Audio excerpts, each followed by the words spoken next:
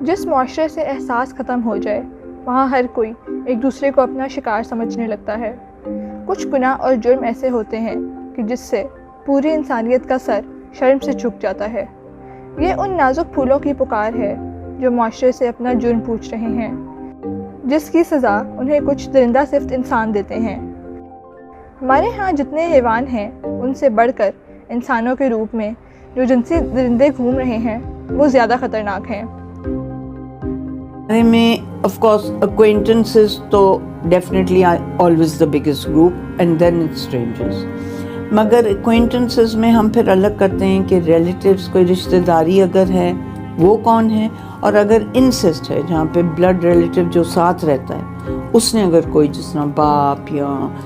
کسی ماموں نے جو رہتے ہیں ان کے ہم پھر الگ، اگر یہ کلیئر ہو جاتا ہے۔ کئی رپورٹ میں ہوتا ہے نا کہ جی رشتہ داری، تو ہمیں نہیں پتہ کہ کس قسم کا ہے، مگر جو ماموں جو ڈائریکٹ ریلیٹیو ہے اگر ان کی وہ شناخت ہوئی ہوتی ہے اخبار میں، پھر ہم ان کو انسسٹ کے حوالے سے کہتے ہیں کیسز ہیں، سو وہ بھی رجسٹر ہوتے ہیں۔ ویسے تو ہر قسم کا بندہ، یہ بھی نہیں آپ کہہ سکتے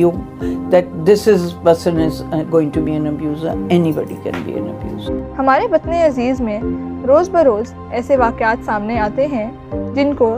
شیطانیت اور درندگی کے کھلے مظاہرے کے سوا کچھ نہیں کہا جا سکتا۔ ایک محتاط اندازے کے مطابق پاکستان میں اوسطاً روزانہ 12 بچے جنسی زیادتی کا شکار بنتے ہیں۔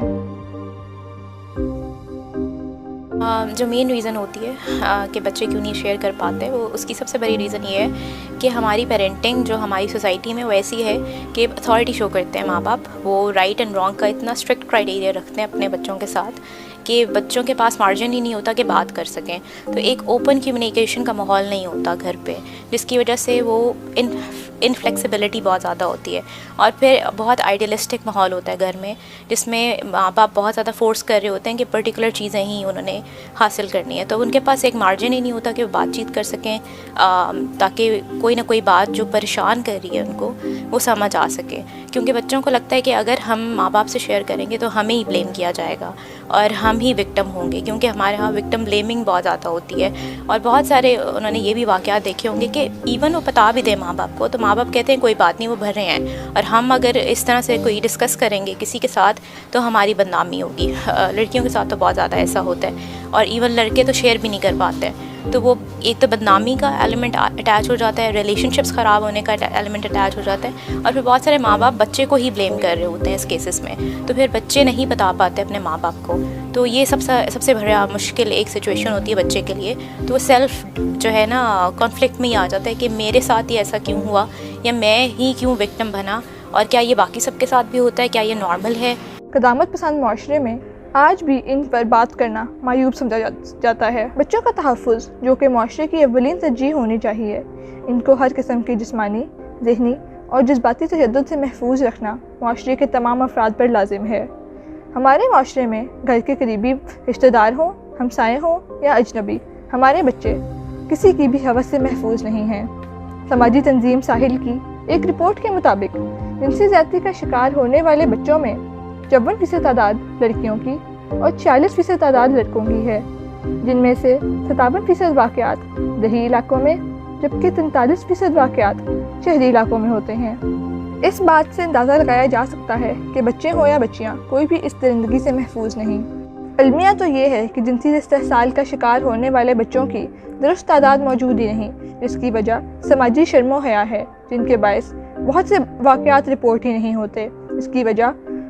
سے مجرم بھی سزا سے بچ جاتے ہیں اور بچوں کو کبھی انصاف نہیں مل پاتا۔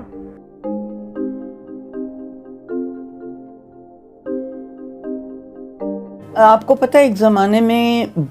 گرلز بہت زیادہ ہوتی تھیں and boys were very few, اب ہم دیکھ رہے ہیں کہ دے آر آلموسٹ ایکول، سو اس دفعہ بھی آلموسٹ ایکول، تھوڑی سے زیادہ لڑکیاں آ رہی ہیں ورنہ یہ آلموسٹ ایکول۔ ایسے حالات میں ہم کیسے ان معصوم بچوں سے یہ توقع رکھتے ہیں کہ وہ ہمارے مستقبل کا بوجھ اٹھائیں جو اپنے گھروں تک میں محفوظ نہیں؟ ان سے اس ملک کے لیے کلیدی کردار ادا کرنے کی امید کیسے رکھی جا سکتی ہے؟ اگر ہم اس برائی کا خاتمہ چاہتے ہیں تو اس کی آگاہی اور بہتر قانون سازی کی ضرورت ہے۔ بہت زیادہ اس میں اسٹیٹ کا بھی عمل دخل ہے، کیونکہ پاکستان پینل کوڈ کے اکارڈنگ سزا تو ہے، اور سزا سویر بھی بہت زیادہ ملتی ہے کہ ان کو ہینڈل ڈیتھ 302 کے اکارڈنگ کر سکتے ہیں، ادروائز 377 اینڈ 376 BNA اس طرح سے کوئی کوڈز ہیں جس میں کہا جاتا ہے کہ اگر مائنر بچوں کے ساتھ میل یا فیمیل کے ساتھ ابیوز ہو تو اس کیس میں ان کی سزائیں ہوتی ہیں. جسٹ ان کیس اگر نہیں مل رہی ہوتی سزا تو وہ جو وکٹم ہوتا ہے وہ سیلف بلیمنگ پہ ہی جاتا ہے، اور اس میں ڈپریشن انزائٹی کی طرف بھی چلا جا سکتا ہے. اور اگر نہیں پتہ کسی کو بھی اور صرف اس کو پتہ ہے تو وہ اس کے لیے ایک ٹراما ہوتا ہے جو بچپن میں ٹراما تھا اور ابھی بھی ٹراما رہتا ہے، اور وہ اٹس لائک وہ ہر وقت اپنے ساتھ ٹراما لے کے گھوم رہا ہے. تو وہ اس کو ریزالو کرنے کی ضرورت ہوتی ہے. اگر اس وکٹم کی اگر وہ ریزالو نہیں کرتا تو وہ اس پین کے ساتھ ہمیشہ رہتا ہے. ادروائز اگر سزا مل جاتی ہے تو ریلیف بھی فیل کرتا ہے، لبریٹڈ بھی فیل کرتا ہے، اور جو پرانے ایشوز جتنے ہوتے ہیں وہ ریزالو ہو جاتے ہیں. firmly believe that 2-3 things have to happen. ایک والدین کو پتہ ہونا چاہیے سب کچھ کہ کس طرح ہو سکتا ہے، کیا ہوتا ہے، کیسے بچوں کو آپ نے اپنے نظر میں رکھنا ہے. دوسرا ہے بچوں کو بھی بتاؤ، کیونکہ بچے کو نہیں پتہ ہوتا کہ مجھے کوئی ٹافیاں کھلا رہا ہے تو شاید اس نظریے سے کھلا رہا ہو. سو بچوں کو بھی امپورٹنٹلی بتانا ہے کہ کہاں کہاں وہ خطرے میں ہو سکتے ہیں. سو پیرنٹس کو بھی، بچوں کو بھی، اور جنرلی میں تو کہتی ہوں communities, everybody should know کہ کیسے ہو سکتا ہے. اور ایک طریقے سے آلموسٹ ان کی اویئرنیس ہونی چاہیے کہ اگر ہمارے محلے میں کوئی عجیب سا بندہ پھر رہا ہے یا کوئی ایسا ہے جو رشتہ دار جو بار بار گھر میں آ رہا ہے، ہم نے ان کو کتنی رسائی دی ہوئی ہے اپنے بچوں کے ساتھ، یہ سب باتیں ان کو معلوم ہو.